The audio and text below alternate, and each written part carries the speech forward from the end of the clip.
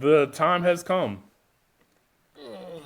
Do you guys wish to discuss what you've listened to this week, then do the top 10, or do the top 10 and then what we've listened to? We ain't listening to shit this week. I just It's only top 10. listened to our I top 10. did, but I can discuss within my top 10 because one album was a game changer to end the year. So The only thing I listened to was the SZA Deluxe. If you want to talk about that real quick, Gerard.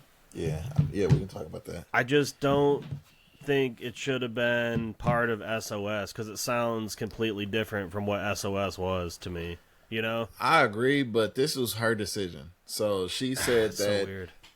all the songs were recorded in the same time period. And so SOS was like I guess in her way, she was going through a time period, and all of these was in the same time period, and the songs that's on top of that's for on Lana were the cleanse. Okay. So like whatever she was going through, however the album felt for SOS, Lana was the cleanse, and so like that is a capsule for her. So Gotcha. the SOS Lana is a capsule period. And that period is done. Because So SOS that's is why, already a long album, and with 15 more, like I went and deleted the originals from SOS just to make it. Yeah, you I know. didn't. No, yeah. So it's I didn't listen to SOS again. I just listened Right. to the new 15, and then I cut it off. it's But, 46 minutes yeah. long. Like that's a full length album, you know. But Yeah, I thought it was actually pretty good though. 30 for 30 is awesome to me. BMF, Scorsese, Baby Daddy, I really like. yeah. And then I like those too. what is it? Is it Another Life or Saturn? One of Saturn, I think, is the one I really Saturn, like. yeah, but Saturn is the single that been out since SOS was out. That was like that got leaked right after the SOS album, and then that's when she announced that it was. That's when she announced that it was going to be a deluxe album, and it took us 2 years to get that deluxe album. That's crazy. Because Saturn been out that same time. Yeah, like that's why I didn't understand it. Like, all right, whatever. Like, Yeah, that's all I listened to, and then I listened to the top 10. yeah. well, let's get into it. Fuck it. No further delay. Favorite time. I listened to an album that you guys will be so proud of that left me amazed. Did it make your that I'll top be 10? discussing. Yeah, it definitely did. Do you guys have runner-ups? Man, Yes. I got a lot of honorable mentions. Let's talk This real was- fast. For me, it was a really hard year. It was. because this was a great year for hip hop, and I think that 2024 is going to go down for that. Because I have 1, 2, 3, 4, 5, 6, 7, 8, 9, 10, 11 albums That for, could have been. for honorable mentions. Yeah, and it was really hard for me to like put those 11 albums, and I'm sure these 11 albums that I have in here that y'all might have in y'all top 10. So like that's how That's crazy crazy. it was for me. Like, so yeah, like I'm not gonna like rank them, but I'm just gonna speak about my honorable mentions. Like, I know how B feels about these two albums that I'm about to say right now.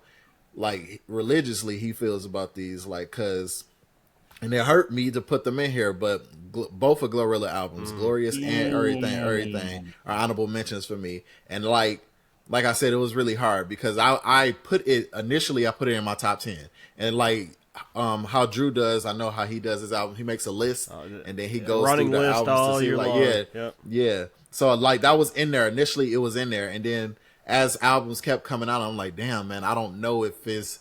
I'm looking and see how I can, and I couldn't. Then I got 4-2 Doug, Forever Us, Never Them. I Swear Vezo, Live from the Six.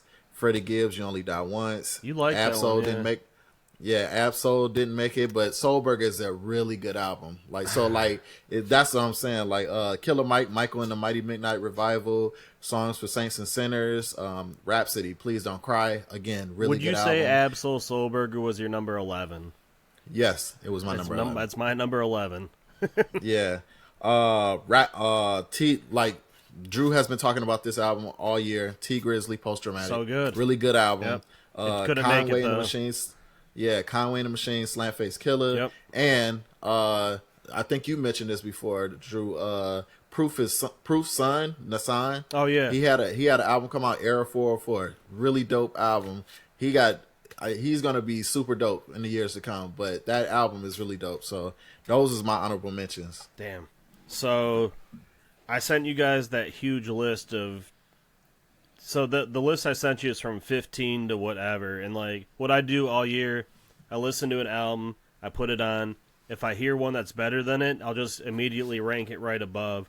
I listen to my 7th, 8th album, I'll rank them accordingly. Yeah. So I have to give love to Ghostface Killah Set the Tone, Babytron's Case Dismissed, the Mexican OT Texas Technician, because they all could have potentially been in that. The Glorilla album, Glorious, was in my top 20. So she deserves a mention for that. This is the first year ever in my life where I had an album ranked super high on my list, and then after a re-listen and after months have passed, it's just completely out of my top 10. And that was the Conway the Machine Slant Face Killah. Like, really good that's album. what I'm saying. Like, it's so hard, I re-listened to that this morning. Yep. I had to re-listen this morning just to be like, There's bro, some misses. Like, is it gonna make me put it up there? And I couldn't put it up there. So this is also the first year where I've actually ranked my 14 through 10 or through number 1, and I gave it reasoning behind it. So I put it was great at its release, has some misses on the replay, try new sounds but too many features. Like, that's my mini notes. I gave it a 7.1. T Grizzly Post Traumatic, I gave a 7.9.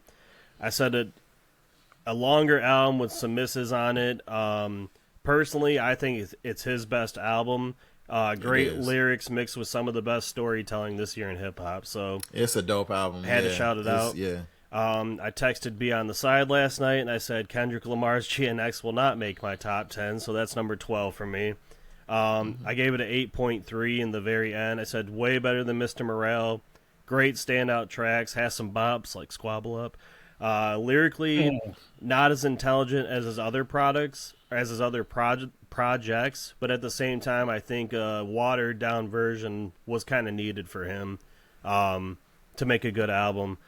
And then I said Peekaboo and Hey Now are the only ones that I'm just not a fan of. And then my number 11, before we get in the nitty gritty, was Absol Soul Burger with the 8.6.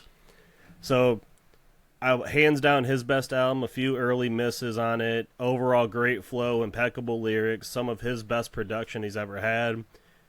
Great hip-hop nostalgia on it as far as referring to older tracks and beats, with deep-rooted, like, classical hip-hop sounds on it, too. So, sad it didn't make it, but I'm ready for the top 10. If B, you got any honorables? B, you got any? I do. Good.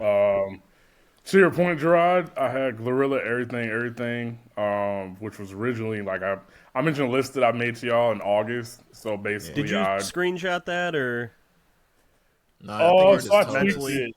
Yeah, I tweaked it. Originally, that was my plan, but going back and comparing and whatnot, so I did have it. If there's any artist I felt like should have had 2 projects within the top 10 or deserved to, it was Glorilla. So to move that down, Gerard, I felt your pain. I feel like she's the artist that I feel most proudly to have listed twice if there was anybody that needed to be within that list twice. Felt like she delivered in incredible fashion, but I had Mexican OT Texas Technician originally. It was like number 6 for my albums of the year back in August. At the time, yeah. And then I went back and listened a few weeks ago, and it was just some songs that didn't hit the same. So I did end up moving it out of the top 10. I have Future's mixtape Pluto, which I thought was really nice, but again, I'm not sure if it was quite an album. I had J. Cole, my delete later in my top 10 at one point. But being fair, when I was looking over Kendrick, which GNX, I have it in my honorable mentions. But to me, it still doesn't feel like an album. So I feel like being consistent, I couldn't have J. Cole's my delete later either, especially with knowing, the part about the beef and him leaving. That's still removing the track, too. Like, I feel like that takes away from that album or that mixtape. Gerard, did you have something you wanted to counter? Okay. Juicy J's Mental Trillness 2. I had Killer Mike's Songs for Sinners and Saints. 21 Savage, American Dream. Chief Keef and Mike Will Made It, Dirty Nachos. Future, Metro, We Don't Trust You. And then Bryson Tiller, which I know technically could have been R&B, but he did have some rapping in there. So I threw it in just because I'm glad Penn Griffey came back. But I also wanted to be honest and say I'll be lying if I didn't admit I ended the year listening to a lot of Sexy Red Bops. heavily while running errands. What she's been able to do, whether it's her beat selection or just partnering with Doechii, and after having the year she had in 2023, to be able to kind of further confirm she's legit in 2024, I just wanted to give her some kudos and state she's far from a one-hit wonder. So I'm excited to see where she goes. And then lastly, I wanted to mention that I feel guilty because I did not ever get around to listening to Doechii's Alligator Bites Never Heal. And I feel like I didn't want to rush and try to listen to that project before we recorded, because I wanted to make sure I gave it the time it deserves. So my goal is for that to be the first album that I listen to, but at the same time, I feel like I'm kind of turning my homework in late with that album. But yeah, you don't get credit for that one. Well, I don't want to get credit for it. I just didn't. I wanted to listen to it in the right, I guess, circumstances. So Yeah, I feel you. Yeah. in that case, those rounded out my honorable mentions and artists I want to discuss. But yeah, we can just get into it with the top 10 now. Who's feeling froggy? Who wants to go first? I'll go I'll first. go. Whoa, okay. My number 10 that I had was actually Future and Metro Boomin's "We Still Don't Trust You." When you go back and think about it, that album had a lot of great music on it. At the time, I was kind of frustrated because it felt like you had ASAP jumping on it and stuff, and people making this thing it didn't deserve to be. But when you go back and look at the quality, it's still some songs on there I play. If it was a CD, it would be skipping right now. The Weeknd, his vocals, like it just was a lot of quality on that. And for that to be the second of the two projects and be as strong as it is, I went back and forth, but that's my number 10. I feel like it left a pretty good impact on the year, so that took my 10th spot. My number 10 is Drew's favorite rapper, Eminem. The Death of Slim Shady, Coup de Grace is my number 10. Completely different I think that.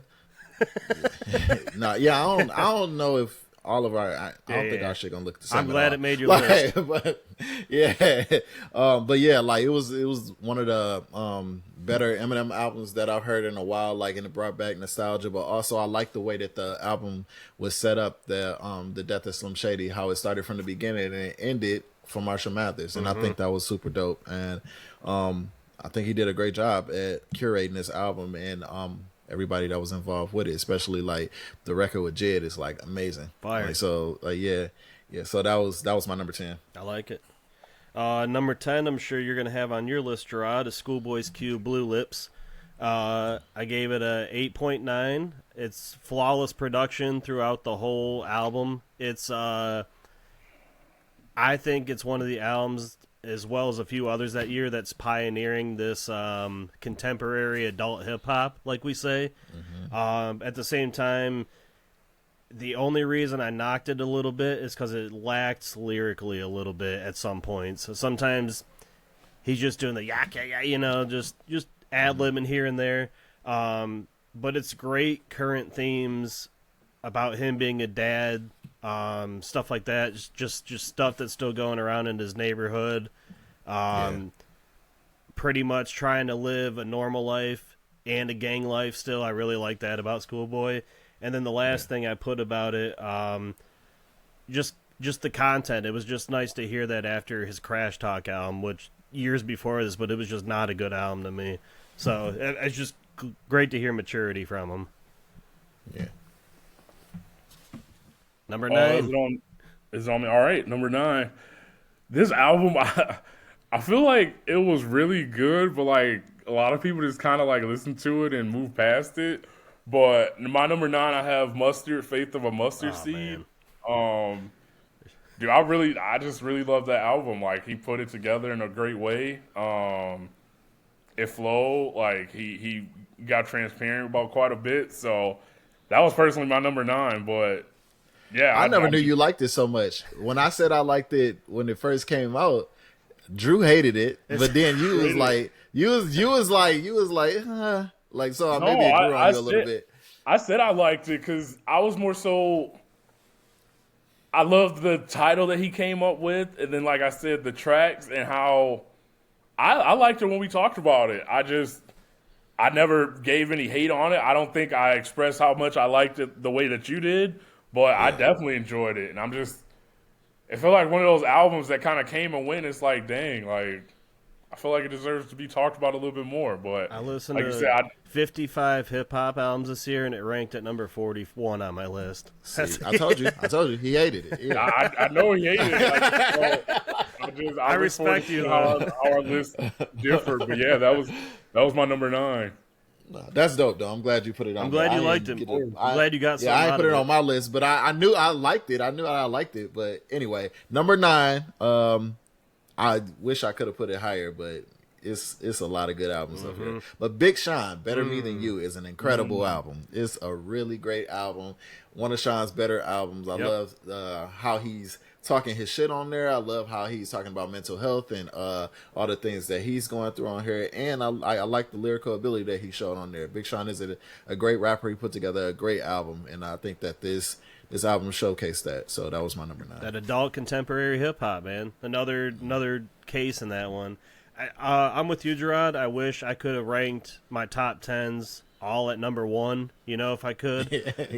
But my number 9 is Joyner Lucas, Not Now I'm Busy. I gave it an 8.9. To me, he is the best storyteller in hip-hop right now, and that's why it got so many points for me. His rhymes, his features were on it, his content was amazing, and it was a great follow-up to his first album. And what I like about him, he takes 2 or 3 years to craft an album. He doesn't just rush and put out bullshit, and a lot of his fans criticize him for that, like, we need an album every year. We need an album or a mixtape or something. We need some features. And he doesn't do that. He just sticks to his craft and makes quality albums, and it shows. That's my number 9.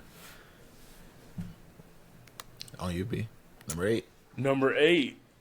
Mentioned him a little bit earlier, actually, when going through my nuggets, but I got Gunna 101. Man. At my number 8. Like, we've kind of talked about it together, Drew, but, Gunna just finally giving him a chance with the second to last album, but Gunna, I mean, there's a lot of songs on there that actually have high replayability. I don't think it had any skips, and like I said, just continue on the path of overcoming everything he did. That was a really impressive project to me. So yeah, that's my number 8. You know what I'm impressed about him? He found his ear for what he sounds good on. I think that's a good point, because for a while, I think one of the reasons I did listen to him, because there's so many artists that had a similar sound. I don't know who's to get credit for that sound, but it's like you heard one, you heard them all. Yep. Now, Gunna, almost like you said, crafted his own lane, his own wave. So I fucks with him. Yeah. And real quick, I can hear you guys. I'm just about to refill my water. Sounds good.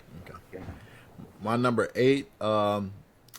B mentioned it earlier too, but I still put it on there, as J. Cole Might Delete Later. So I still thought it was a great work of art, and I think that even him removing the diss record didn't negate how good of an album it was. Because I thought that, honestly, and I feel like I said it when we recorded, that him adding the diss record kind of took away from how I felt about the mixtape to begin with. Yeah, it was thrown on at the end. It threw it off, because if you listen to it without it, it's a better album.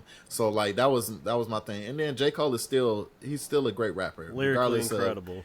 He's in the big 3 for a reason, and I think that solidified it and showed he could still make a great work, put together a good album. So yeah, Might Delete Later is my number 8. I like that, because I still go back and listen to Crocodile Tears, and I'm still trying to decipher Pie.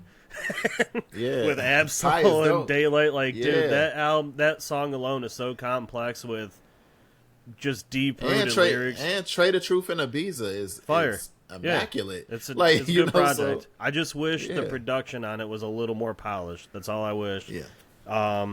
Number 8 was in your honorable mentions, and this is the first time an album outside of the top 10 has just re-entered a top 10 for me personally. It was on my honorable mentions all year, and it's 42 Doug's Forever Us Never Them. Oh man, bro, it's so good, dog. I told you when it came out, I want to ride down Jefferson, and I want to ride to my house from Jefferson with windows down. That and Glorious was the hardest for me. Yeah, those 2 albums is the hardest for me, because that Doug album is heat, bro. That shit's so fire, dog. So it's so fire. I have some praise for him because I gave it a 9 right on the dot, and this is my number 8. So my number 8's a 9. It's the best trap album of the year. It is some of the best flow he's had and production that he's been a part of. Like, there's some amazing features on this, especially the No Panties On with Sexy Red. Like, that track's fire. Yeah, and then to take that from like the old like BET late night shit, like, come on, dude. Yeah. I'm gonna give this some really high praise for this album. Like I said, I wish I could put everything at number 1. It's hard hitting beats matched with aggressive yet thoughtful lyrics, and I don't know if you could hear me a minute ago, B, but this was on the outside all year, and then I listened to this album, I shit you not, 3 times in the last week, and I think it's one of the best trap albums since Jeezy's Thug Motivation 101. Personally, it has that feeling to me. It got that feeling. It's got it has that feeling. It's got that, like, fuck, dude, this is fucking rugged and raw. Like, I just need, this is the shit I love in aggressive hip hop. So 42 Doug. Bro, I think I said that when it came out. Like, bro, it felt like that. It felt like Thug Motivation 101. It feels I can't explain like it. You just have to hear it in the car, turned all the way the fuck up. Like, great album. Yeah. That's very high praise. I number 7. never listened to it, but y'all got shit.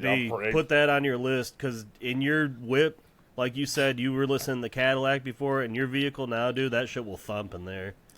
Listen, I know you don't like his voice, but bro, if you listen to the beats and then beats like alone, the content, you gonna understand what we saying. Like his voice, I know it throws you off. I want all of his homies to be free after this album, B. Like, like, they deserve it. They deserve it.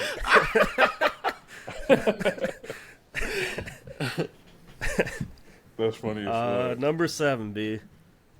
Number 7, I have Glorilla Glorious. We gave it major praise. Gerard already kind of talked about it in his honorable mentions, but it wouldn't have felt right to me to not have at least one woman on the list. I feel like that's the best album. The only other one I actually probably should have mentioned in my honorable mention was Cash Doll, because that album was amazing too. Damn. But I forgot about that. Damn. Glorilla Glorious is just no skips. To have everything come out earlier in the year and then top that, showing the versatility that I wonder if she was capable of with songs with Kirk Franklin, but that album just was really good, and I think put a stamp on, like we said, Glorilla being a certified superstar, and it's hella songs I still go back and play from that album, so that's definitely my number 7. I like it. I respect it. I think when it comes to Gerard and I ranking female artists, I'm sure we're on the same page. Yeah. Number 7. This was in my top 4 all year long until some other albums came out. But Vince Staples' Dark Times is my number 7. A lot of people have been praising that online. It wasn't Ramona to me, you know? So like it wasn't Ramona, but it's right there for me. Like, it's right there. Yeah. Like, Ramona is always his best album. I feel like is right up under that. And I love Summertime '06 too. So those is my top 3 Vince albums. Like, so yeah, this is one of them ones for me. And this was a great album, and it stayed there a long time until a couple of albums came out. But this is Vince Staples at his finest. He's talking about the shit that's going on in his hood. He made Etouffee, which is on Madden and 2K and all that shit, and is played in commercials and stuff like that. So it shows that he can also make hit records as well. So yeah, Vince Staples' Dark Times. That's I respect it. B, you're gonna love my number 7 is Don Toliver's Hardstone Psycho, and that's crazy. I ranked that at a 9, right on the dot. As far as Gerard and I liking an album, as far as Sonics go, sonically it's the best album of the year. Like, it don't get much better than that when it comes to the sound on that album. And like, it's one album I think I played the absolute piss out of this year. I played it on night rides, I played it on the way to ball, I played it just casually listening, I've smoked to it. Like, it's got something for everything. It's got something for everything I need. Like, very creative with exploring new sounds, and I feel like this is just the stepping stone for him. I feel like he can push it even further with how he sounds on a track and what he can do to tweak his voice. The only knocks I gave to it is towards the end, it just lacks a little with like repetition. I like how he stylized it into 4 different parts though, because it sounds like that. Yeah. It's the third part, like third act of this that I was just like, just lose the little steam for me. At the same time, the sound's still there, but it's just, I don't know how he makes some of those sounds come out of his mouth. You know, it sounds weird to say. I don't. It's no pause. Crazy. It's no pause. That's a pause. Some artists have that thing where they can just create sounds. Like it's crazy what he does. Like he works so well with auto-tune, you know, and what I agree. Between auto-tune, his natural voice, and just having some random effect on it, it sounds incredible. That's what I like in an album. He's got that. Not to cut you off. No, I'm done. I think of Future when it comes to Don Toliver. I think of the Migos, and I think of T-Pain, and how they all have natural abilities and gifts, just with all little smushed into nuances. Don Toliver. Yeah, like the Migos, whether it's their ad libs and just they can make their words turn into music with the way they say it. You know how they make words come out of their mouth. Like I was saying, you get it. You phrased it, phrased differently, but I know I definitely feel it. You know what I like too about this album, B? Like he uses the electric guitar so much, and like it's not really used in hip hop as it should be. Like there's so many more sounds some of these artists could be getting out of the guitar. Like it's been around for ages, you know, but and two underrated things I'll add real quick is arguably has the best feature of the year from Kodak, who's been everywhere and been crazy and been crushing it. But also, like you said, now that you've mentioned it, Drew, every time I listen to the song, I think of you. Purple Rain. But it's on Future. Purple Rain. Man. Like, hey boy, all the coming content. Through in the box top Chevy, it just hits so hard. He comes on the track just perfectly, pause, and it's just like, bro, we wild in this episode. Actually, it's a crazy episode. But that's what Don Toliver does to us, I guess. Between that feature and Kodak, and then also throw in Charlie Wilson, it's Travis like, on 2 tracks sound great. Like that's his buddy though. No, it's a great album, man. Energy too. You get a lot of energy from this album. I love it, and it's versatile. Yep. Like you got R&B, you got rock, you got some soul, everything you want. Everything you want. Yeah. So no, I love that.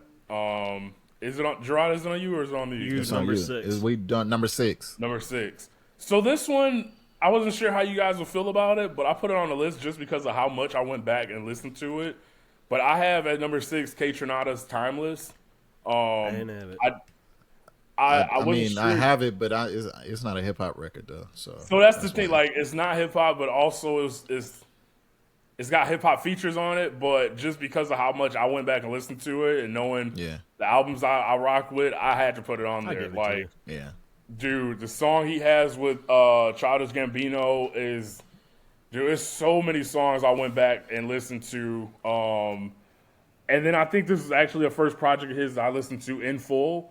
I heard bits and pieces of other albums, but like, man, it's got everything you want. We talked about the versatility of Don Toliver, but Kaytranada's album, it has, hype bangers. It has, those elevator melodies that you may be looking for. Like, it's got everything. I'm just super impressed, like, the fact that he has so many albums and everybody knows who he is, but like he continues to also grow and not get complacent. Like I'm just blown away. Like it's a tremendous album. No skips. I personally, speaking of the top 10 albums I enjoy, I just had to throw that in there, even if it technically isn't the right genre. But fuck it. I mean, it's our show, so it's your list. That's my number 6. Yeah. What Drew said for number 7, because Don Toliver is my number 6. Hell yeah. So, what was your number 7? Drew said what was my number 7? Yeah. Vince Staples. Okay. Dark Times. And Don Toliver is my number 6. Gotcha. All right. Yeah. Copy and paste. Drew said it all. Like, Sorry to steal your thunder. To steal shit, you stole mine a little bit, but my number 6, and it's interchangeable with Don Toliver, is Big Sean's Better Me Than You at number 6. See? So my 6, 7, and 8, I all ranked a 9, and it's one of Sean's best albums. It's still, to me, nothing will ever recreate the magic of what Dark Sky Paradise was the first time I heard it. Like, that album's incredible. But I like now in Sean's career not knowing what I'm going to get in an album, and I really appreciated this one because it came out. Was it the day Poppy was born, or like the next day or something? But like trips to the hospital, I was listening to. I'm like, well, fuck, I'm a father now. Like, it's kind of hitting, you know. It deals with every topic we want as adults. Growth and peace are like heavy themes on this album, which I love Sean talking about. I put he's another pioneer of the contemporary rap. Maybe it's a little too relaxed at parts, which I think is the overall theme of this album, just to, you know, kind of maintain that peace. But it's great to see that from artists, though. Just kind of take a break from the hype shit. You know, he's got hype tracks on this record, but like, I just love the peace that it brings me, honestly, when I hear this. Like, I'm nice and calm. I played it the other night at like 2 in the morning while I was playing 2K, and I was like, dude, this is perfect. It's like a nice hip hop, you know, just nice sounding album. So I appreciate that from Sean. Number 5. Shit, we're about to top five. We're about to have a whole lot of overlap in here. But my number 5 actually was Tyler the Creator, Chromacopia. I know that you guys will probably have it higher. I have 3 albums possible. I know one you guys won't have, but no, I'm impressed from even the nuances of releasing on a Monday versus releasing on a Friday. Like, I thought that was pretty cool. I love the way that, again, continuing to expand his, I guess, artistry and being a student of music. We've already talked about it a couple episodes, but the way he rebranded himself and just the quality of his songs, the stories he told on the album, kind of making you assume that he's bi at one moment, but then talking about the fear of having a kid. It's just like, he takes you on a ride and takes you on a journey with his music. So it's just super crazy. I'm gonna keep saying it. Like, to think about talking about stabbing Bruno Mars in the throat to going to where he's at now. Like, I can't grasp. But also seeing how he's able to, listen and respond to his fans when they ask him to remix, Kendrick Lamar's song, and he goes and makes a video with his buddies, and seeing how far they've come along. So it's just to see, like how he's evolved. It's just, I don't know if there's another comparison that I can make. But I just love the fact that he's taking it seriously, but also having fun and being true to himself. So without further ado, again, like I said, number 5, I have Tyler Creator, Chromacopia. Love it. Dope album. My number 5 is Future and Metro Boomin, We Don't Trust You. So this was the first one. The one that started all the bullshit in hip hop. Like that. But still, outside of like that, it was still a super dope album, and we see that Future and Metro Boomin, they make like great music. So this is one of my favorite albums when it came out, and then We Still Don't Trust You came after that, and Mixtape Pluto came up after that. So this was the one that started the domino effect. But that was my number 5.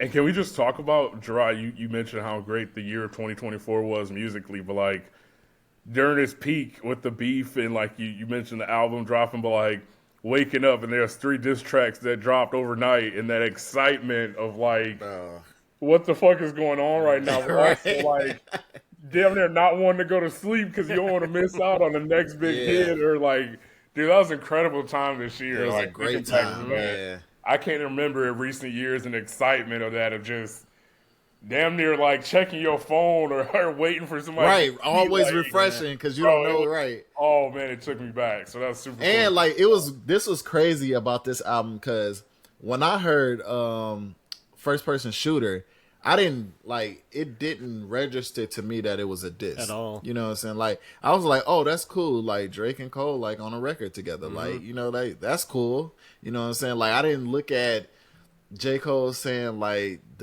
anything about the big 3, or Drake saying like when he said at the end, like anything that they were like pushing dissing Kendrick. So then when Future drops his single and Kendrick's verse come up, because I told y'all initially too, like I didn't like the record off rip because I didn't like the beat at first. You know what I'm saying? Like, so I was like, Kendrick's verse was fire, but I was like, I don't know if I like this beat. So I'm saying, then hearing, like, then going back and listening and hearing Kendrick shoot at Drake and Cole, I'm like, whoa. And then we came on here and recorded. I was like, they ain't gonna respond. Like, this is, they ain't gonna. Neither one of. Boy, was I wrong. Like, I remember you saying that specific. I forget.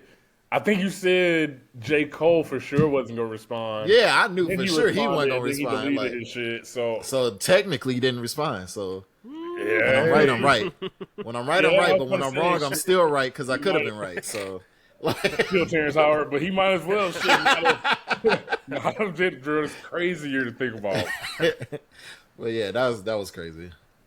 Drew, it's on you, number 5. About to steal a lot of your thunder. I know. It's Doechii's Alligator Bites Never Heal. I rated it at 9.2 in my final listen. I texted you that day. I'm like, dude, I want the vinyl after this. Like, I'm definitely buying the vinyl. It's incredible. Oh, I got a story about that shit too. Tell after it. we do No, this. tell it. No, I'm talking about vinyls. shopping for records. Gotcha. Yeah. We'll talk about that. I'm glad you put me on because I would have just found out late to the party with this one, and I'm glad because she actually, when we were talking about it earlier with B, I'm like, no, you missed the mark. Like, this is definitely a top 10 album this year. Like, oh no, yeah, it's, when you hear it, B, you're gonna know right off the rip. Like, it's quality. It's only up from here. It's only up from here. I still sticking to my word. I said she's a great mix of Lauryn Hill and Left Eye. Her potential to be great and to be a legend is there. Like, yeah, I think she's going to be one of the best female hip hop artists ever. I think she's going to take it further, honestly, than just hip hop. So, bro, she's amazing, super talented. I Yeah. put it's the best female rap album I've heard since Invasion of Privacy. That's a fact. I'm not going to take any more because I know you're going to talk about it in a few, but yeah, it's a phenomenal album. Yeah. B, it's on you, number 4. Number 4, Drew already did it for both of us, Gerard. So number 4, I had Don Toliver. Don Toliver, yeah. Copy and paste. You know what? He's got more to say, though. Go ahead. No, honestly, I kind of piggybacked on you when you went over the album, but like I said, it's so good. Everything, yeah. And I had the opposite effect. I mentioned that Mexican OT, but like going back and listening to the Don Toliver and liking it or enjoying it even more. And being like, damn, like some of the songs I wasn't as confident in being better, like the song with Uzi, the song with is it Vizzo? Tizo Touchdown. Tizo Touchdown. Yeah. Can't stand him, by the way. Like, I have like a love-hate relationship. Yeah, with that's what I was about to say. When you see a picture of him, like, why do you have? I would never listen to a Tizo Touchdown record by itself, but every record that he's on, he fired. And he's amazing with Tyler. So it's crazy, man. But no, like, there's not much else I can say. Yeah, I kind of always told you guys I have Drake, I have Bruno Mars. Yep. But like that number 3 spot kind of goes up and down, but I feel like Don Toliver is like literally right stapled there. for you now as number 3. Yeah, like going back, even the life of a Don or Don Life, like he's one of those people that knows his voice, knows what he's able to do with his voice, and just bro, like you said, Drew. I mean, it's not even that many artists that you can put above him. As far as listening to him when you're caught up, like, bro, he's one of the best. The kids say, it's a vibe. It's a vibe. It's such a vibe. Like, I really appreciate him as an artist, man. Like, he just kind of, dude, he really impressed me with this one. He showed me who he is as an artist with this album. So I can't wait for the next one. I'm mad as hell still that I didn't go to his concert. Like, man. I heard nothing but great things about it, so that's on my list. But yeah, number 4, Don Toliver, Hearthstone Psycho. Nice. So my number 4, actually, my top 4 flips daily. Crazy. So today this is my number 4. Tomorrow it could be somebody else. But my number 4 has been in my top 3 since the beginning of the year. Like, it's one of my favorite albums from this person ever. This is one of my favorite albums from this year. But Schoolboy Q, Blue Lips is my number 4, and it's I love, like Drew said, the maturation of Schoolboy Q, like, because I can relate to him in a sense of, like, straddling between two worlds of, like, you're being outside and his affiliations with all the people that he's at, but him, like, standing firm and, like, he wants, like, I want to be a great father, I want to be a great husband, like, and these things, and this is what I'm living for, this is my career, I'm gonna change, like, a lot about me, and, like, this nigga be golfing every day, that's what he do, like, I was literally like, so I could add how that's one of the most impressive things to me. Yeah, like, so, like, when I listen to this album, I listen to every track and stuff like that, the musicality of it, the production, like Drew said, Q has never been a lyricist, so I'm never listening to his albums for wordplay and stuff like that. It's more of, like, the emotion that he's given from you, because they had to teach him how to rap. You know what I'm saying? Like anybody else, like, because he wasn't a rapper when he joined TDE. Like, he was literally their engineer, Ali. He played football with him, and he was just like, "Yo, come with me to the studio," and that's how, like. Shout out to your boy Kendrick Lamar, because Kendrick talked about how pivotal Kendrick was with just forcing his ass to come up to the studio and working on his craft to the point where he wouldn't even let him open for him anymore. He was like, "No, you're not the hype man anymore. You're a rapper. Do your own show." Like, so, like, just to see where Q came from and to where he is now, Blue Lips is, like, that's amazing to me. And I listened to that album, and, like, a lot of it, like I said previously, I see a lot of myself in the maturation of who Q is. Like, I see a lot of myself. So that's why I have such a, like, high regard for Blue Lips, and, like, it's constantly in my playlist, and I listen to it all the time. Like, it's an amazing album. So Blue Lips is my number 4 today. Like I said, these top 4, they rotate. But it could be tomorrow. It's different. Right. The line that always gets me, I think it's off of Cuties on that track. He's like, "Our kids going to soccer, house still smells like ganja." I'm like, yeah, God, ain't that the truth? Ain't that the truth? Right. Number 4 is probably going to get some pushback, but I've been praising it all year long, and it's one of Gerard's favorites. It's James Blake and Lil Yachty, Bad Cameo. It's personally, this album will always be hilarious. I'm sorry, man. I'm blown away with what I heard by this. I know we had completely different reactions to it, but to me, it's a 9.4, and I was very surprised because of how unexpected it was that both of them would make a record together, and that both of them would make some of the sounds that they made on this album. Like, to me, this is the album that I caught up to the most this year. Like, I've never been so fried in playing this and hearing space sounds and being teleported at times. Like, it's just a trip, and to me, what makes it is just James Blake's vocals. And then I feel like he brought out a side of Lil Yachty that I don't think he knew he had in him, and that's something he didn't know he could try. So I respect him for taking a chance at that. And then the production alone, like, I love experimental sounds. I love just letting a beat play, an instrumental play, and just letting it ride out and just seeing what they can create in that, like, time frame. So that's what I love about music, and that's why it's so high on my list. I love that. I believe it's on me now. Top three. Number 3, Drew, you'll be proud of me. I have Eminem, The Death of Slim Shady as my number 3 album. Very proud. I re-listened to your segment about 8 times on the last episode when you listened to it. I appreciate that more than you know. I mean, I talked about it when I listened to it. It's the best project I've listened to from Eminem. When I reveal my number 1, I'll have even more to state about why I enjoyed this album so much. But from the overall concept of the album to his features to the skits to just how I felt like he kind of got away from some of the stuff that I found annoying with the way he raps, and also just having this, like, fuck cancel culture overall theme. Like, I have growth as a person. I'm speaking for Eminem, which I could also not be interpreting correctly, but, like, I'm going to be me, and I have grown personally to understand, like, certain words do hurt, but at the same time, I'm also be myself. Yeah. And I'm going to say fuck, Caitlyn Jenner however many times I want to throughout the album, but like between the features, how he had impressive features, whether it was the song with Jid, but like also not being overshadowed. But at the same time, also talking about being a grandfather. Yep.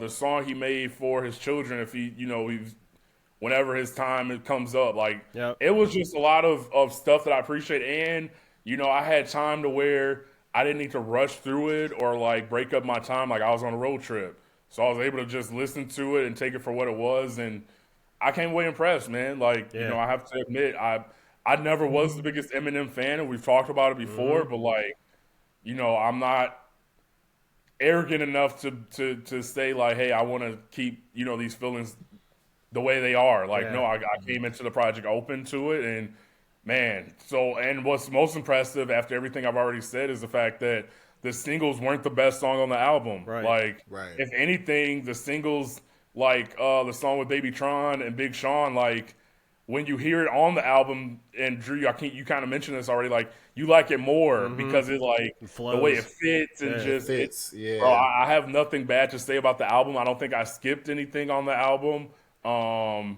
No, it was very damn good. You listened to it at a time after all the hype died down too, so you got to hear it with like fresh Yeah. ears almost. So and that helps too. But like, no, like you told me, like, man, if you listen to one album for me, listen to this one. Like, it's just the so thank you. wordplay, man. Like the way he That's comes true. up with some of the shit, like so many artists would never think of that, No, dude, I love that. Yeah. So no, I thank you. respect you so much in the past few weeks for putting that so high. Yeah, for sure. Now, my number 3 is I've mentioned this before. I've never been a huge fan of this artist until recent, and it's because of y'all two, honestly. And I know exactly. like this album that he put out is amazing.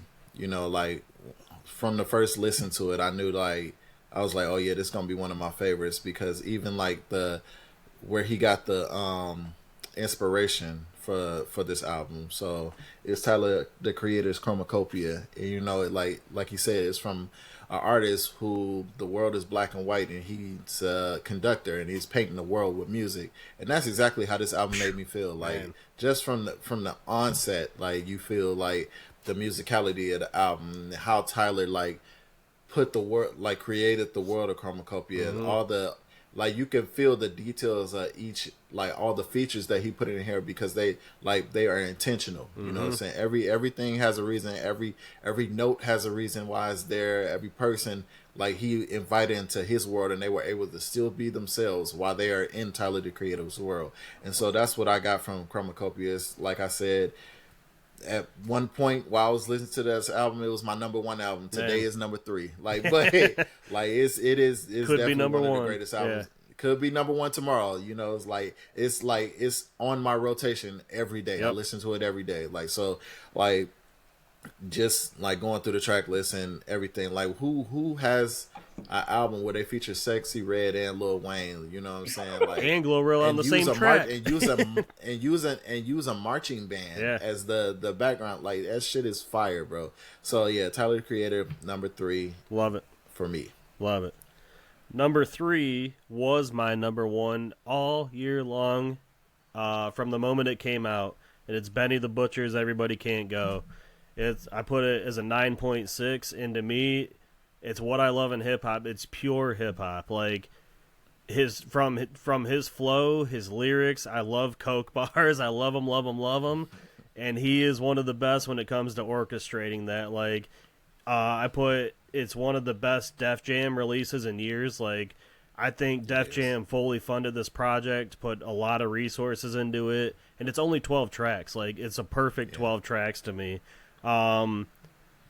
It's to me, Griselda releases a lot of tracks or a lot of albums between him, Conway, and Westside, and to me, I think this is the most standout solo album from Griselda, just on the point of it sounding like a major release album.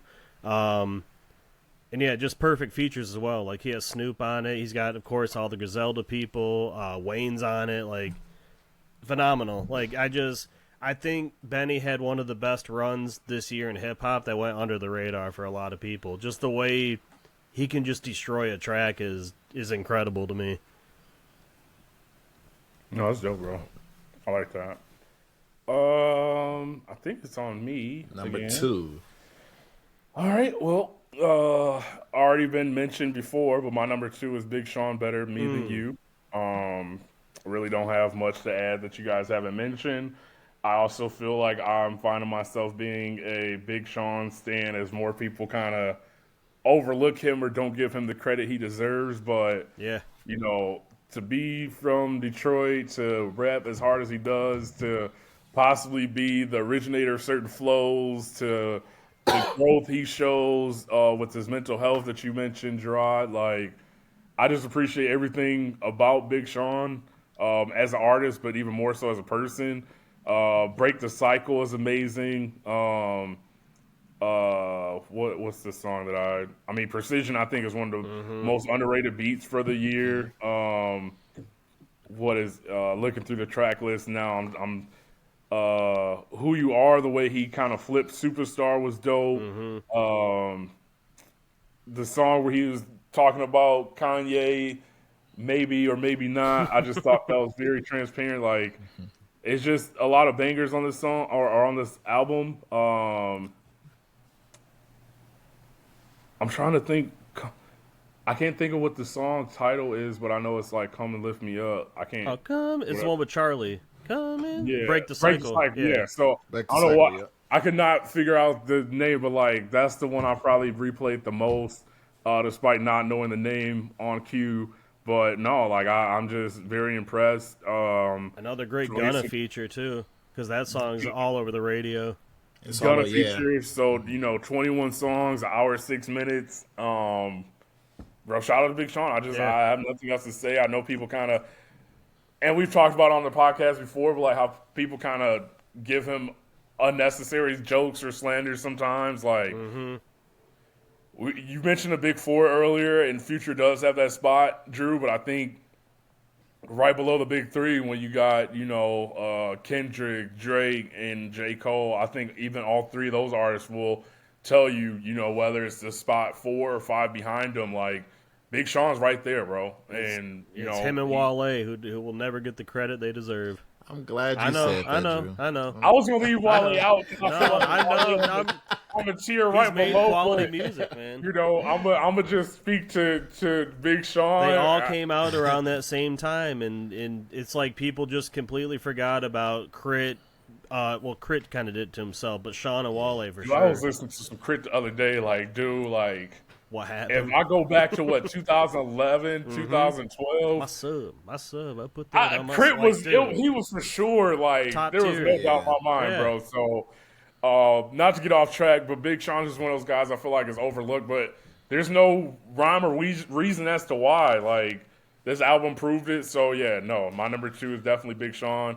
Better Me Than You. And then, not even mention, his shit got leaked. Yep. He went back and tweaked, like, come on, bro. Like, I gotta jump in real fast, Rob, before you go. So, kind of to piggyback off Big Sean right there, I saw somebody this morning on Facebook do a super long post, lyrical best rapper of the year, and they gave it to Common. I'm like, dog, that album is not what people think it is. Like, that album, I don't know why it pisses me off so much. Just to see what other people was like feeling. I've definitely seen Common pretty high on certain that lists. album isn't in me and Gerard's list, and we love that kind of music. Like, yeah, no, unless it's your number 1, but I don't think it is. No, it's not. Yeah, it ticked me off this morning. I'm like, but Big Sean. No, I seen that. Yeah. I seen that shit too, and I'm like, yeah, I don't know what they was listening to. Big Sean's album's better than that album.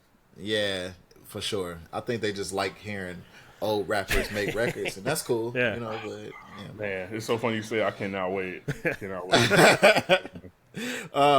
So my number 2 goes to the best rapper of 2024, Kendrick Lamar, for GNX. Listen, man, my favorite thing about this album is I like the return to regional music, and I love how he put all those West Coast sounds back together. And then I like what even makes this album also super dope to me is that like you have to ride off the wave that you're on right now after the year that he had with the battle between Drake. So most people were just like, hey, let it, let it ride. Kendrick releasing an album whenever the fuck he feel like it. But who knew that he had this waiting in the stash, ready to go, like even after that. And so the energy that came right after the battle with Drake went into this album. Like you feel it throughout there, and then everybody from the West Coast getting behind him and saying like, so like that was my favorite shit about this, because like the nostalgic I get from listening to GNX is like growing up and listening to the Snoops and the Dog Pound and the Dre's, and not even just them. Listening to the people, like when I listened to Master P and Cash Money growing up, or when I listened to Bone Thugs and Harmony and Twister, like that regional type shit, like where everybody has their own sound. Nowadays, when we listen to music and all the music that we listen to, everything sounds the same. Like everybody uses the same producers, everybody has the same sounds. I love that he put emphasis and said like, hey, there's some shit going on in the West. I'm gonna let the West produce this shit, and then I'm gonna rap according to that. And just to piggyback off what you said when you put in an honorable mention, Drew, is like it's not his most lyrical. I appreciate that aspect about it too. I agree. Kendrick, last one of Kendrick's albums sound different. They don't sound like each other. Yeah. And so this album, he said it even from the intro. This ain't about lyrics at all. You know what I'm saying? Like so. Like everybody in LA, like it's a vibe, like you said. So he definitely gave you some of that. He gave you energy, you know what I'm saying? And like Kendrick can't help himself but to bar up sometimes. So yes, that's in there as well. But I like to feel it in the GNX, and I can't wait for this concert in June for sure. Like that's gonna be dope. That's my number 2 album. Yeah, for right now. Because shit, it was 1 a couple weeks ago. So like. Yeah, it's number 2 right now. That pinpoints to me what your number 1 is, and I love it. My number 2, talked about it all year long, and B just did. Gerard did earlier with Death of Slim Shady, man. It's my number 2. I put it as a 9.9. To me, one of my goats, you know that. Personally, one of my favorite albums. Like, I think it might be in my top 3 now. After about 7 or 8 listens, I've played through it so far. To me, it gets better with each listen, and I pick up more and more as far as what he's saying, which I think super dope, because like I haven't heard it probably in a month or 2, and when I went back, I was like, bro, I still know these lyrics, which is huge, because in this day and age, it's so easy to love an album but forget the lyrics or like what kind of choruses were on a album, like goes in one ear and out the other until we go back to it. I think it's one of his best albums as far as lyrics go, in structure of lyrics and the double entendres and triple entendres. Like, there's so many layered bars in like each one of these tracks that you really have to break down what he's saying. And when you do, it could be something that's so simple and it just goes over your head. I'm like, God damn, like, how did I not pick that up the first time? Like, I think he's a master when it comes to that. On top of that, it's a great concept about killing his old, younger ego that still lingers around and that the fans want from him and that they cherish about Eminem, but it's dope to, like B said, the maturity of him. He's a grandfather now. Like, he's not this young 20-year-old kid who can just go around, like, saying slurs all the time. There's repercussions that come with it. On top of that, a double entendre within that, he is above cancel culture. And he says shit that would cancel him but can't cancel him at the same time. Like, it's so much layered in this fucking album that I love about it. And then the last thing I have, at this day and age for him in his 50s to release an album like this is so impressive. Like, yeah. Like, I've talked about LL Cool J, Ice Cube this year, the Snoop and Dre album I was just not fans of. Like, it sounds dated. You get a guy like this, like, barring the fuck up on each track. I'm like, dude, this is what Nas wants and every one of his friends. Like, Nas went a couple weeks ago or something. He had a video. He's like, I wish more people my age would put quality in their music still. So yeah, man, it's crazy. But and then my last note about it, I wasn't expecting much after Music to Be Murdered By.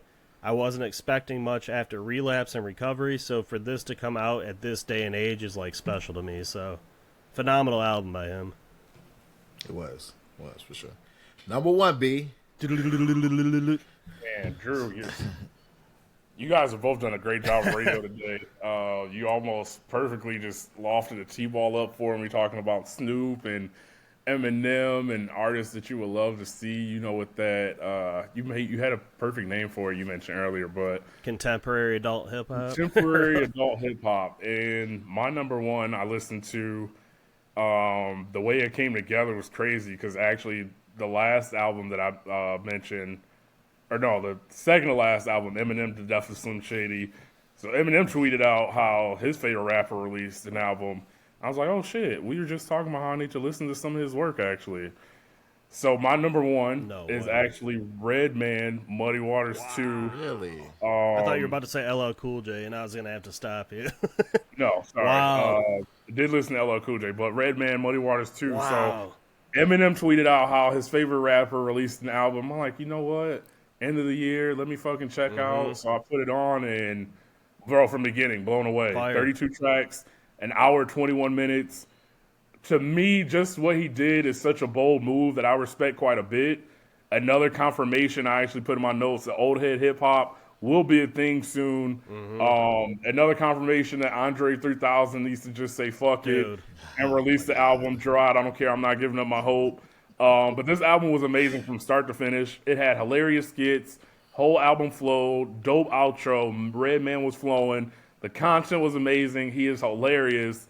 Whether it was the song Jersey, La La La featuring Method Man. He's got a song called A That's Fire. It's a song called Hood Star. It's kind of like an R&B feel to it with Faith Evans and Kid Capri. It's got a song called Don't Want to See Me Rich.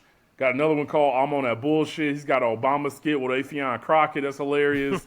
He's got a song called Light It Up that features Rod Digger, Shaq, Lords of the Underground, Nikki D, Artifact, Chanel Live, Naughty by Nature, Queen Latifah. Fire. This man broke a song into two different parts to make them separate songs, but they both flowed into each other. However, he switched up his flow and the pace to tell the same story in two. Bro, literally, I have nothing bad to say about this album. I couldn't believe I was enjoying it as much as I crazy. was. The fact that Redman's been around hip hop for so long, but also like talks about how he can drop an album like this and not give a fuck about what his sales do because he don't give a fuck. He talks about being a grandfather. He talks about smoking his weed. He talks about loving beautiful toes and booty calls. Like, it's just so much stuff in this album, bro. But again, it has everything we talk about from classic albums. Like, the intro, I think, might be 5 seconds long, and then he goes into a song where he's just straight flowing, bro. He's got great features. Like, He was like it the has punchline everything. originator for a while. He was Bro. one of the best. His fucking punchlines and like all I could keep thinking about was the movie How High and like how his character like it's throughout the album. So I don't know if y'all got a chance to listen to it, but I know both y'all will literally love it. This makes me want to go listen to the other album that y'all recommended. I The think first 2 part. weeks ago, maybe. But Yeah. bro, Yeah, like Muddy I'm Waters literally blown is- away, and I might be biased because like we keep talking about hearing more older artists talk about the shit that they care about, but like hearing him talk about, fuck the clubs, and back in the day you could throw a fade in the bathroom and come out, but now you got to worry about motherfuckers shooting up the place and things is different. So he low key, but like it's amazing, dude. Like I talk about the chance he took, but to release again a project that long and to know you have to keep an audience like compelled throughout. And there was never a point where usually when an album's that long, you look at it, it's like, damn, how much longer do I have to go? But shit, I had the opposite. It's like, bro, how much longer can he keep going? All pause and no diddy. Like, dude, it's incredible. And like, I know I'll go back and listen to a lot of songs, but I literally was blown away because it's only a handful of artists that can even do what he did. So for him to say, hey, I'm going to drop this album, I don't give a fuck how many sales it does, but also it'd be amazing at the same time. Like, Andre 3000 talked about hanging with Kendrick Lamar and Drake to get that motivation.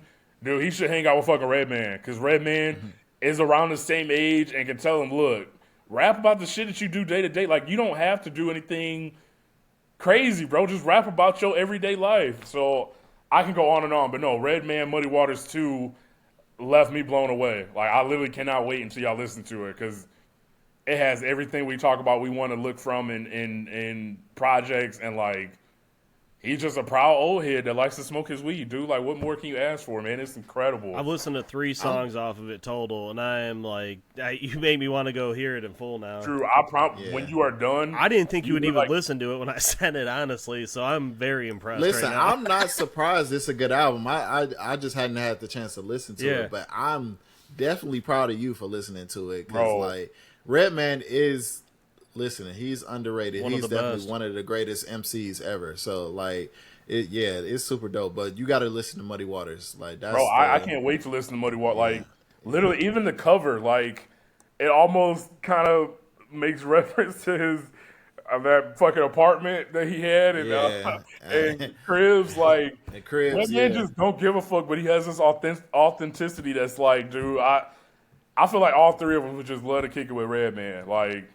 Bro, how do you release a 32-song, a 1 hour, 21-minute project the day before Christmas? Like, bro, it's oh my god, I can't wait till y'all listen to it. And then the outro, Smoke With Me, like, he's got a KRS-One feature on here. He's got multiple skits that I think y'all will literally be cracking up at. But the Obama stick up is just funny as fuck. My Weed's Been Taken is another skit. I want to send B like every one of my favorite Redman albums now. Like, just enjoy, my friend, enjoy. Drew, I promise you, literally all I want to do is smoke weed and listen to it. Brother, like, he was like the OG weed smoker. Like he talked about it on tracks, but he didn't flaunt it like to the point of like Snoop and like who like Wiz and shit do. You know, like he was. Well, that's the thing. I kept thinking, actually, you mentioning that. I'm like, dude.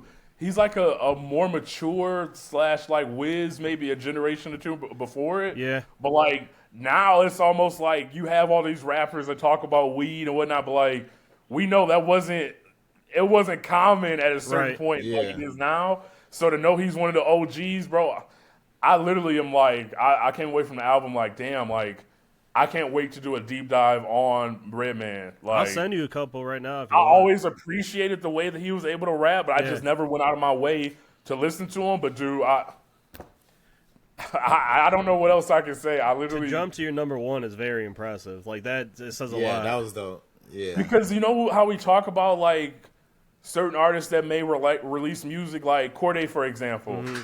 He had the music was there, but like it didn't tell a story like we wanted to. Yeah, dude, Redman literally told you a story that I'm gonna just wait till y'all listen to it. Y'all gonna listen to it, and we can talk about it more. But dude, I'm so impressed right now. Like, there's a line I forgot to tell you on Death of Slim Shady that I was gonna tweet to you the other day or text to you the other day. But it's just like you said, how you wanted to make a track, but M was just like. Haters, I made a few, but like when 3 Stacks just plays the flute, I ain't got to say shit to you.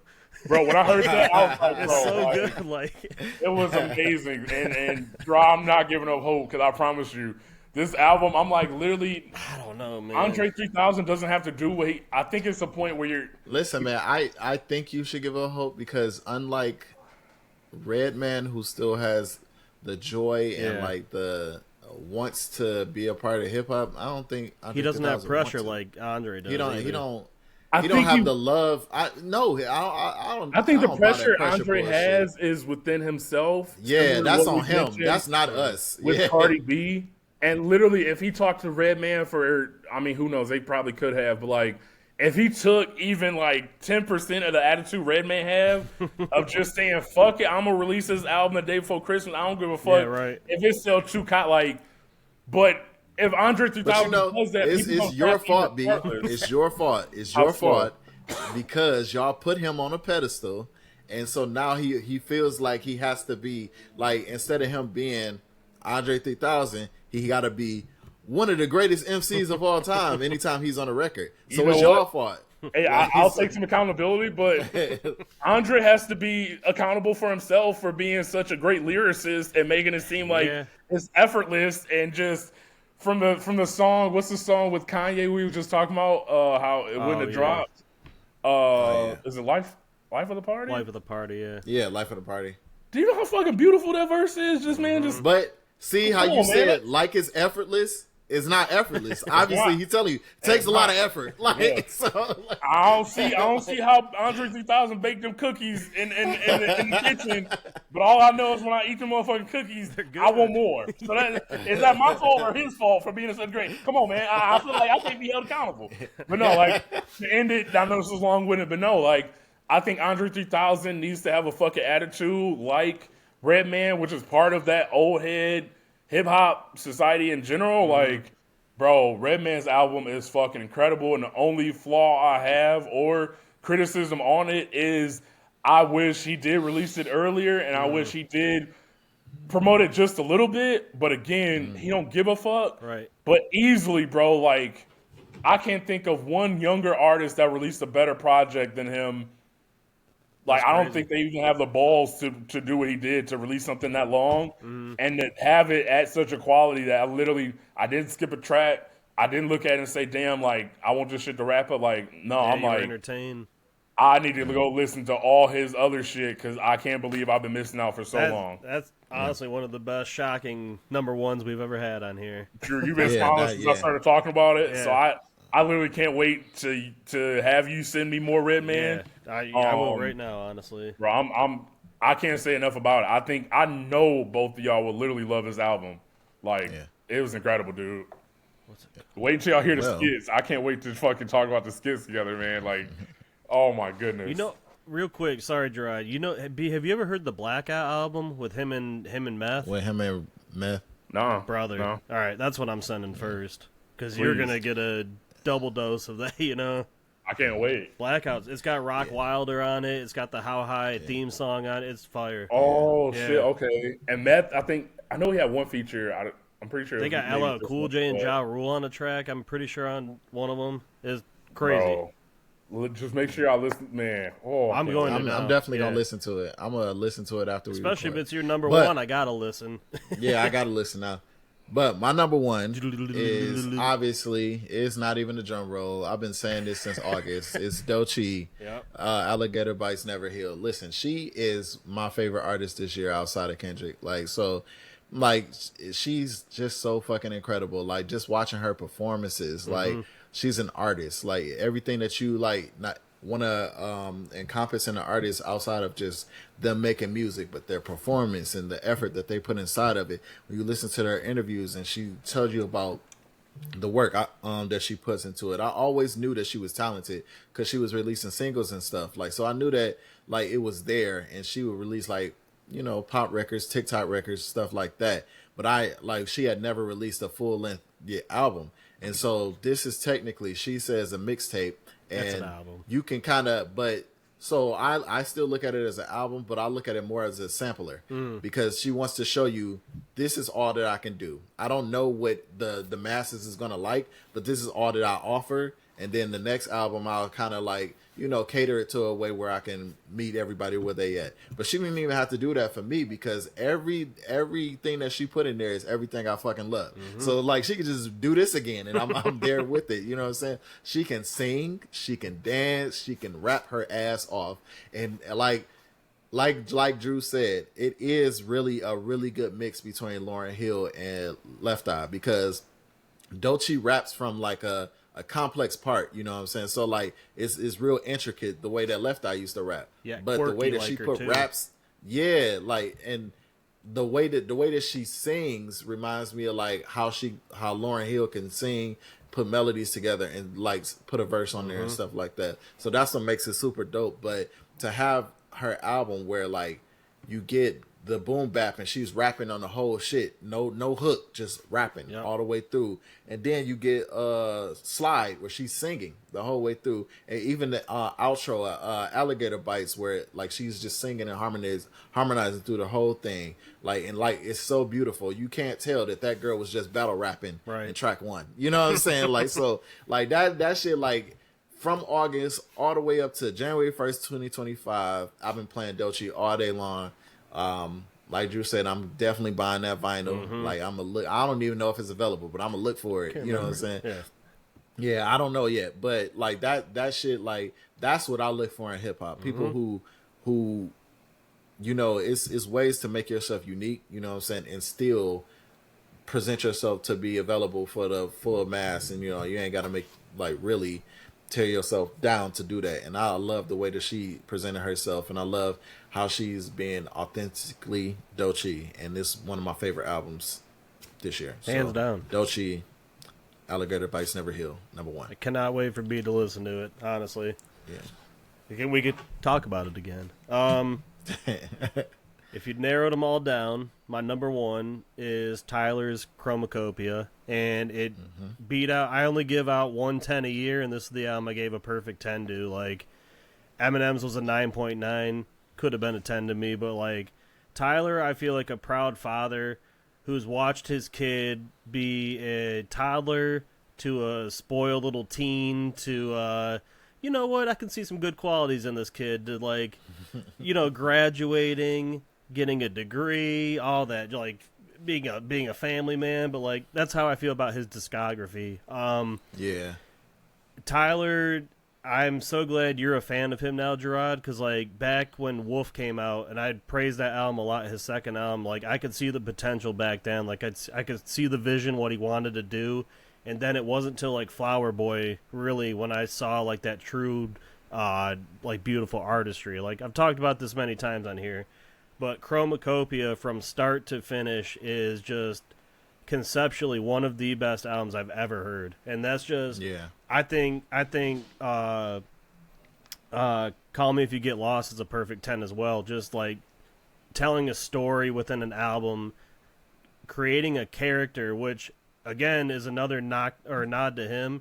This is his third or fourth character now he's created and told a full story about him in an album. Yeah. That is so hard to do in music. I'm not talking about hip hop, just music in general. Like, you talk about some of the greatest albums ever, like Pink Floyd's Dark Side of the Moon, and is one of the best. Like even Kanye's Dark Twisted Fantasy is just a story. Like Tyler is one of the best story artists I've ever heard, and like, when it talk about music in general, that's what I want to hear.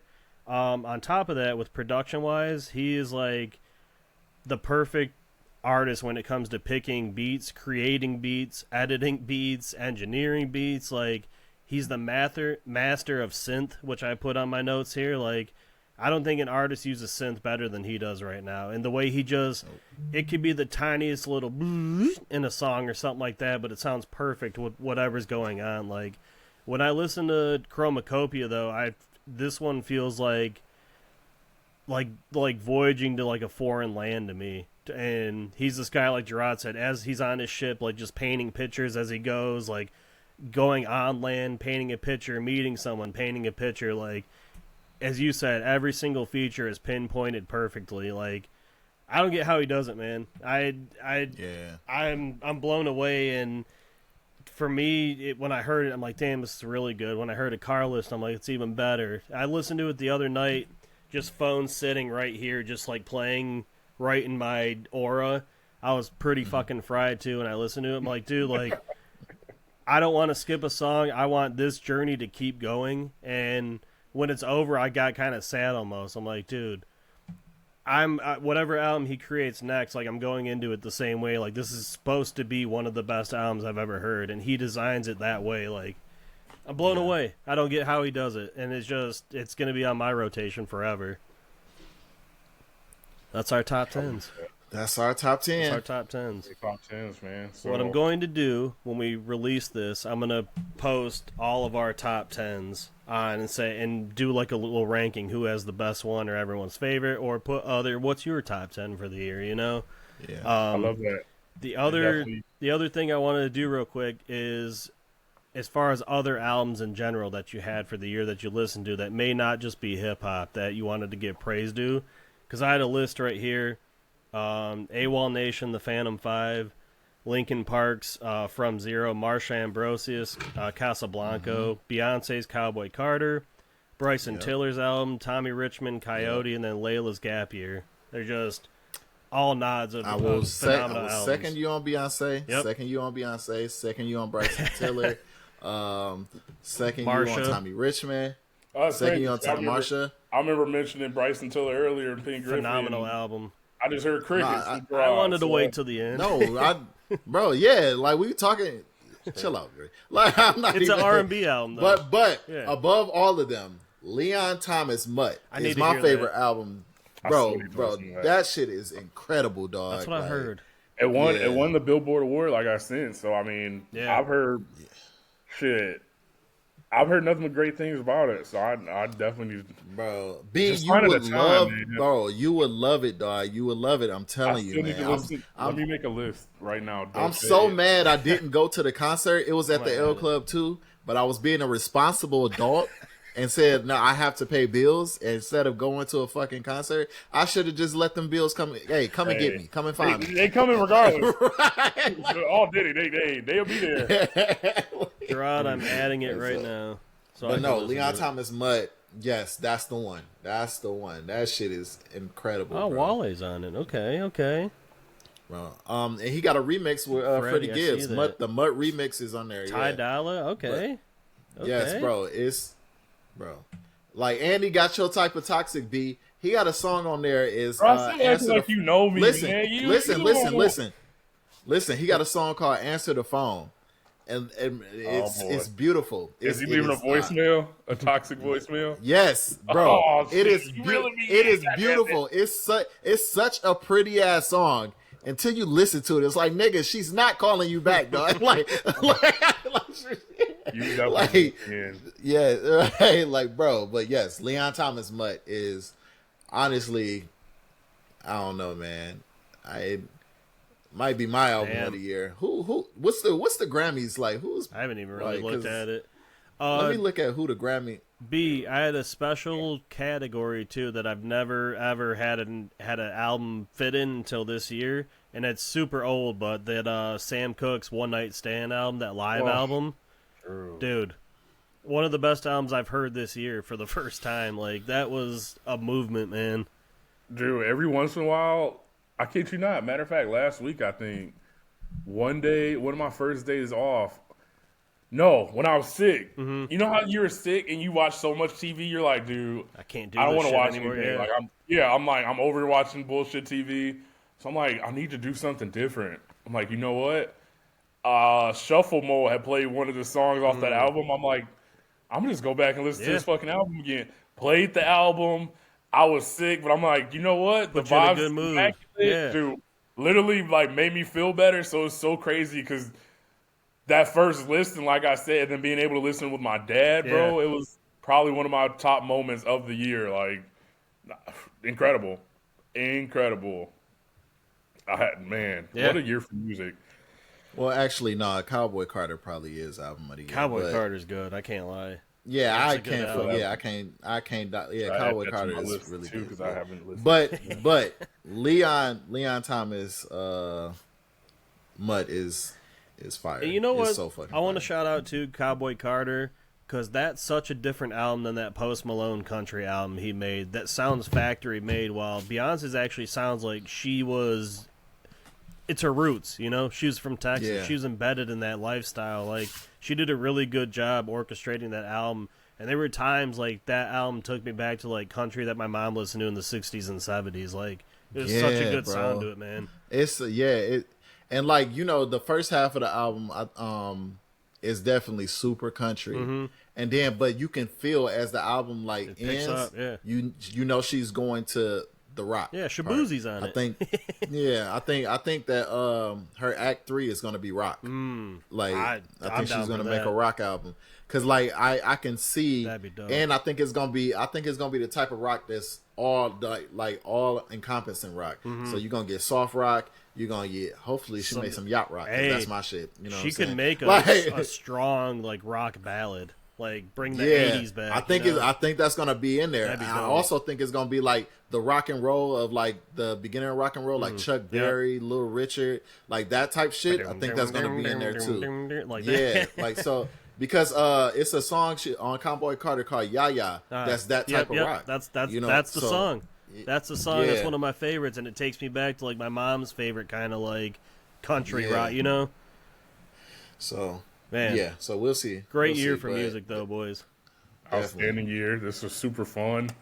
To be able to look back at my list from August and then make tweaks and then Man, I felt like I had a fucking project coming up. I'm I'm like, bro, let me make sure I got all my shit in order. Then I started looking at other people's list. I'm like, they list they hitting like mine. I ain't gonna hold you up. So, Can't look at other people's. Yeah. you was about to say what, Drew? I say you can't look at other people's lists and compare. It wasn't even. I was looking more so like, I'm curious how they viewed the year, and it was like, nah, like it was. I seen a lot that had, what was the album you said that was the Common? I definitely did see a lot of people that had Vince Staples high. I think the only thing I feel guilty about is I did listen to Vince Staples. I did listen to Schoolboy Q. But as far as like going back and listening to it again, I never really went back and checked it out. So, but to hear like I knew that you guys were saying like, especially the Schoolboy Q is always going to be kind of in your top 10. I almost felt bad because it was like I don't dislike Schoolboy Q, and I actually did enjoy it. But it's like I got to be real and honest. I just never went back and like re-tapped in or like re-listened to it or like had this hold on me. So I just gotta be honest and talk about the ones I went back to and listened to, but nothing to take away and nothing against those artists at all. I just, talking about what personally had impacts on me. Personally, I'll just like share in that middle of the list. So I had Vince at 28 of the year out of 55. But like right above it, I had Future Mixtape Pluto, Alchemist, Benny, and 38, and then that ASAP Ferg album, Daryl. Which, I mean, and then right below Vince Staples' Cash Dolls album. So, like, all great albums in there, Damn. I forgot about ASAP. ASAP Ferg shit was really good. Just not enough to make a top 10, Or hey, it was some heat. Honestly, the one that I thought was going to make mine after a re-listen a couple weeks ago was Mexican OT, because he put some heat into that album. It was fire. True. 2-3 weeks ago, I was listening to that. And it is bangers on there, but then this other one's just like... Yep, some throwaways. Like, damn, dude. And I was mad because I was going to have it in my top 10 because I'm like, ain't nobody going to expect this. When I'm listening to I'm like... Yep. Damn, this bro, going like, to the first mention. 4 tracks on there are heat. Like, the intro is fire, the one with Paul Wall is fire, like... Literally, y'all know my love for Mike Jones and Slim Thug, and then he had Paul Wall and Slim Thug on the album. I'm like, bro. It take me right back to 2005, Such a good time. But I listened to it, I'm like, dude, I got to be true to myself. So, and it was funny seeing Gerard's reaction when he was talking about J. Cole being an honorable mention and knowing he wanted to say something, but it was because he had him in his top 10, so for him to say it later, that face is perfect. So, I love seeing how we think alike, but also at the same time, like, we have individual thoughts and different things we put on a list. So, no, I'm curious to see the feedback we get on social media, then when we, put it on YouTube, see what people think, but I'm excited, brother. To our points, we all said it, like, 2024 was amazing. Great year. When it comes to hip-hop, like... I look forward to 2025. I feel like J. Cole should be dropping at some point this year. I'm sure there's going to be a lot of other great projects, but no, hip-hop is in a great spot, a really great spot. Yeah. So I look forward to it, man. 2024 to me is the year of the female artist, honestly. Like, emerging and dominating. It was starting to build in 2023, but 2024, like... Lotto and shit. They took the baton and just and definitely took that lead. So hope. It's funny listening to Wiz Khalifa on Club Shay Shay. He was saying how kind of like, the politics and how people really don't fuck with each other as far as guys, like kind of getting away from that. So like, hopefully, as you get away from the politics or like doing songs with a person you may not really rock with, like I just hope we get back to that. Put it on wax, putting the music out there and getting away from the politics. But no, the ladies is killing it. Like, I know I had Big Glow on my list, but also, like I mentioned, Cash Doll, man. Drew, you just mentioned Lotto. Like, Lotto. There was a lot of heat. Sexy Red, I mentioned. Like, good album. Shit, she got better beats damn near than the majority of the dudes in the game right now, dog. And it's crazy because you be blasting it. She talking about, her lady parts and a whole lot of stuff I can't really rap, and be able to you can just roll the window up. That's the thing, like you rolling down the windows, you listen to Sexy Red, and dudes looking at you like, hey, fuck what y'all talking about, these beats is fire, bro. Like, hey, and everybody love a ratchet girl, like she's just so real. Like you may not wife her, but you You gonna have some fun with her. You gonna have the you still time. love her though. You gonna love her. You don't want your homies to know. That's really what it comes down to. Like, exactly. You gonna have the time of your life, but nah. Shout out to Sexy Red, man. I'm looking forward to 2025, and I already have a few albums here I gotta knock out for some late homework. But no, this was very fun. Do you guys have any disappointments of the year? Like things you were excited for and then turned out to be kind of shitty? Nothing I listed, but I do the last Childish Gambino album. Oh man, I didn't even put that on the list. I forgot all about it. Yeah, I that was one that I had hoped would have been better or had some type of structure to it, but no, I don't have like a list of disappointing drops. I don't usually keep those in my brain bank, you know. So if it was that's why I keep this running list just to see like the very bottom, the last thing on it was Kid Cudi's Insano 2, which is funny. So we just talked about last week with Brian how he trashed one of Cudi's albums, and then the one I was actually looking forward to, but was kind of shitty to me. Was that Lyrical Lemonade album, that All Is Yellow. What's Colton, I can't think of his name right now. You know it, Gerard. But when I saw the track list, I'm like, dude, this looks fire, and then did not deliver to me. But, yeah. Yeah, usually if it's, I don't know, man. Cole Bennett. The only thing Cole Bennett, the only thing that'll disappoint me is if I listen and I wasted my time. You know, kind of like that. I know where you're going. All right, next, because it's in my top 10. Good little segue. You should do radio, Gerard. Anybody ever tell you that? All right. Wait, what's going on in my head? He said, I didn't catch on, Dilly, but he was just like, I don't really think that till I listen to an album and it wastes my time, kind of like, and I was like, Lil Yachty and... You got to catch up with me one day and we'll play it, buddy.